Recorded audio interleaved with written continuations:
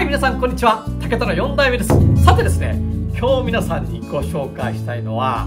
日本唯一のトラタケで編まれたトラタケスクエアバスケットシリーズの中の人気のカゴの一つ、トラタケスクエア茶碗カゴです。このトラタケスクエア茶碗カゴなんですが、しっかり編み込まれて、力だけもバッテンにバッチリ入りましてですね、結構重たい食器類を置いても大丈夫なんです。このようにですね、竹特有のしなりもあって、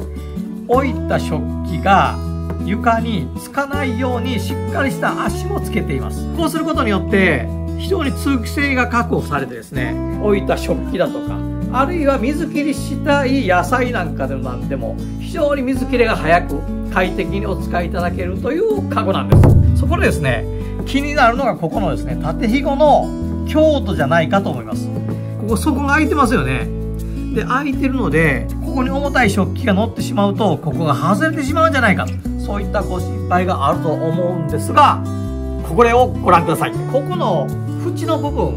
どんな風になってるのか、こういう風に一回ちょっと皆さんの分かりやすいようにばらしてみました。これですね、この縦ひごがこう通ってますよね。こう、下からこう通ってます。下から来たひごを実はね、一回折り曲げて、この横のひごに引っ掛けてあるんですよ。これで引っ掛けてる、引っ掛けてない、引っ掛けている、引っ掛けてない。これ一段飛ばしでね、引っ掛けるようにしてるんです。昔からの竹編みの技法なんですが、これね、一つ飛ばしで折り曲げて止めることによって、もうこれね、すごいです。本当に。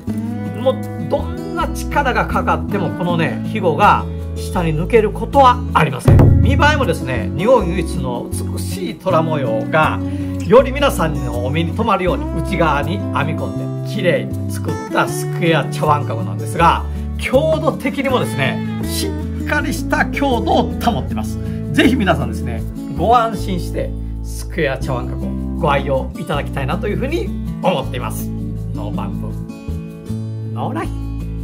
最後まで動画をご覧いただいてありがとうございます。グッドボタン、チャンネル登録よろしくお願いいたします。